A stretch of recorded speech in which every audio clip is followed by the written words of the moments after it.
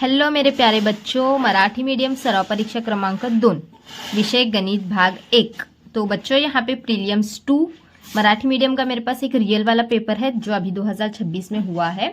तो बच्चों part prelim 1 के तो पेपर मैंने अपलोड कर दिए हैं। प्रीलियम 2 का ये पेपर है जो अभी जिसके प्रीलियम्स 2 चल रहे हैं पेपर, उनके लिए ये पेपर है बच्चों। तो आप सभी मीडियम वाले, English medium, Marathi medium, English medium सभी इस पेपर को कर सकते हैं, लेकिन अभी मेरे पास ये पेपर सिर्फ मराठी लैंग्वेज में अवेलेबल है। तो बच्चों चलो बिना टाइम वेस्ट के हम पेपर को देखते हैं और इसको समझते हैं किस तरीके से सॉल्व करना है। तो वीडियो को एंड तक जरूर देखिएगा, बिल्कुल भी स्किप मत कीजिएगा, क्योंकि मैथ्स 1 और मैथ्स 2 दोनों भी पेपर मैं आपको देने वाली हूँ। अभी इस वीडियो में मैथ्स 1 दूंगी, नेक्स्ट वीडियो में मैथ्स 2 का अपलोड करूंगी। तो चलो बच्चों देखते हैं हम। देखो बच्चों यहाँ पे आपको दिख ही रहा होगा एक्स आणि वाय, इसमें एमसीक्यूज हैं 4 मार्क्स के लिए। तो यहाँ पे पहला एमसीक्यूज एक्स आणि वाय या दोन चलांतील एक साम्य समीकरणची जर dx बरोबर 49, dy बराबर 28, d बराबर 7 तर y की कीमत काढ़ा। तो y की कीमत निकालने के लिए आपको क्या करना होता है, अब y की निकालना है, यानी कि यहाँ पे क्या करना होता है बच्चों, dy अपॉन d करना होता है। तो dy की वैल्यू 28, d की वैल्यू 7, तो 728। तो यहाँ पे आंसर आएगा इसका 4, ऑप्शन नंबर बी। तो x की बोला तो यहाँ पे dy की जगह dx लेना है और dx की कीमत 49 है तो 49 को रखना होगा, ठीक है। तो यहाँ पे देखो बच्चों नेक्स्ट खालीलपैकी कोणत्या वर्ग समीकरणाची मुळे 3 व 5 आहे। तो बच्चों इसका आपको फॉर्मूला लेके यहाँ पे सॉल्व करना होगा। उसके बाद यहाँ पे देखो एक अंकगणित श्रेणी a बरोबर 3.5, d बरोबर 0, n बरोबर 101 तर tn काढ़ा। तो ये निकालने के लिए बच्चों यहाँ पे आपको tn का फॉर्मूला लेकर यहाँ पे सॉल्व करना है। उसके बाद जर n ऑफ a बरोबर 2, p ऑफ a 1/5 तर n ऑफ s बरोबर किती। तो यहाँ पे भी फॉर्मूला लिखकर इसका आपको सॉल्व करना है। तो आप इसको सॉल्व करके लिख सकते हो बच्चों, इजी है। उसके बाद यहाँ पे देखो ये 4 मार्क्स के लिए होता है। पुढील प्रश्न सोडवा। तो जर 15x प्लस 17y बरोबर 21 आणि 17x प्लस 15y बरोबर 11 असेल तर x प्लस y ची कीमत काढ़ा। तो बच्चों इसको किस तरीके से सॉल्व करते हैं मैं एक बार सिंपल सा बताती हूँ। तो यहाँ पे क्या करना है आपको, पहले इस इक्वेशन को लिखना है, नंबर 1 देना है, इस इक्वेशन को लिखना है, नंबर 2 देना है। तो यहाँ पे दोनों को ऐड करना है और ऐड करने के बाद यानी दोनों को मिलाना है और मिलाने के बाद जो जो आंसर आएंगे उसको फिर डिवाइड करके निकालना होता है। तो मैं इस टाइप का एक क्वेश्चन टॉप 10 क्वेश्चन की सीरीज जो लेकर आने वाली हूँ उसमें बताऊंगी मैं आपको। फिर यहाँ पे देखो ये 127, 127, 135, 143, 151 ऐसे यहाँ पे अंकगणित श्रेणीचे पहले पद आणि साधारण फरक लिहा। तो ऐसे तो इजी होते हैं ये, मैं आपको ओरली बता सकती हूँ ये कैसे करना है। तो यहाँ पे देखो पहले पद यानी कि पहला नंबर लिखना है, यानी कि 127, a बराबर 127 इस तरीके से लिखना है। उसके बाद फरक पूछा है यहाँ पे। तो यहाँ पे देखो 127, 128, 129, 130, 131, 132, 133, 134, 135, यानी कि यहाँ पे 8 नंबर का फर्क है दोनों के बीच में। तो d बराबर आएगा 8। समझ में आ गया, a बराबर 127 और d बराबर आएगा 8। इनके दोनों में फरक जितना आता है वो d होता है।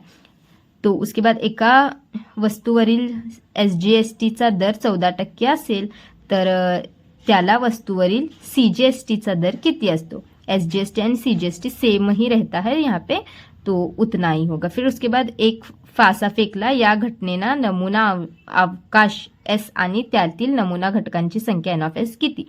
तो यहाँ पे बच्चों फासा यानी कि 1 2 3 4 5 6 वो निकालना है आपको। उसके बाद देखो यहाँ पे प्रश्न क्रमांक 2a, पुढीलपैकी कोणत्याही 2 कृती पूर्ण करून पुन्हा लिहा। तो यहाँ पे ये क्वेश्चन नंबर यहाँ पे ये 4 मार्क्स के लिए है। कोई भी 2 क्वेश्चंस आपको यहाँ पे सॉल्व करने हैं, मतलब एक्टिविटी बेस्ड क्वेश्चन है, इजी है। चलो आगे देखते हैं हम। इस पेज पर का खत्म हो गया।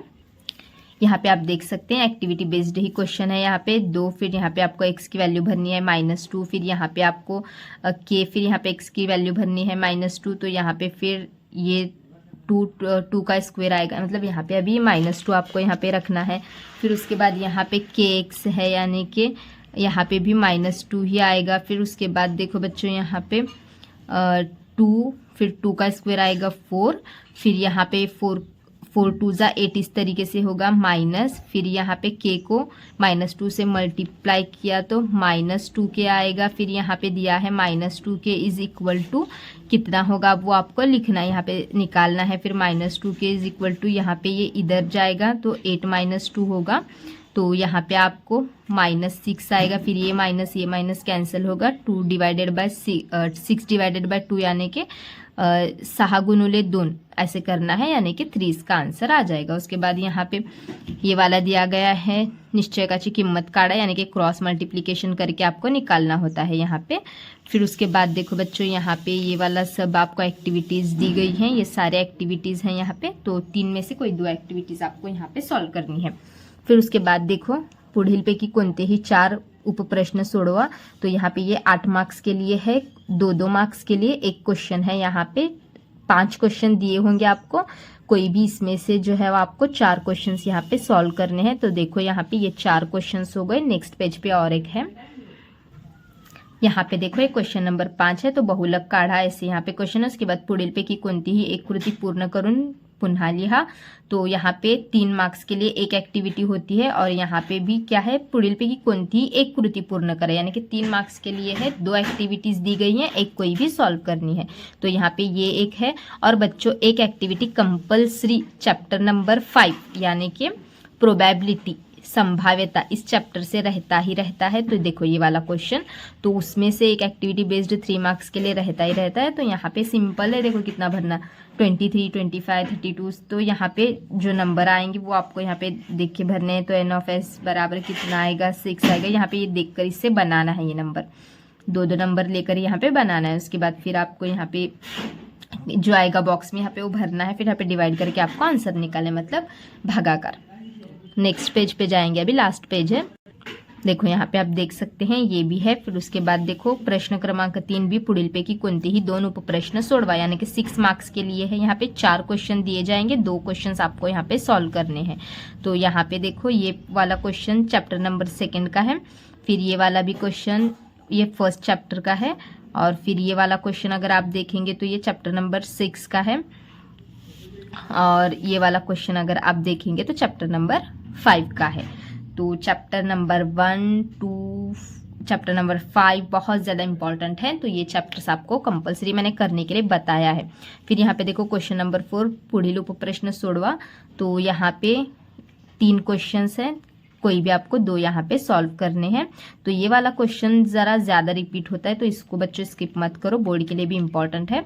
तो कोई 3 दिए गए हैं क्वेश्चन, 3 में से कोई 2 आपको यहाँ पे सॉल्व करने हैं। ओके, उसके बाद अभी लास्ट क्वेश्चन पे आएंगे, पुढील उपप्रश्न सोडवा कोणतेही एक। तो यहाँ पे 2 क्वेश्चन आपको दिए गए हैं बच्चों, तो 2 क्वेश्चन में से आपको कोई एक सॉल्व करना है। तो यहाँ पे देखो ये वाला क्वेश्चन 6 चैप्टर का है, तो यहाँ पे आपको ये वाला क्वेश्चन इजी है, तो इसको आप सॉल्व कर सकते हैं। ठीक है, तो अभी मैथ्स 2 का पेपर हम नेक्स्ट वीडियो में बताएंगे। नेक्स्ट वीडियो के लिए कमेंट करो।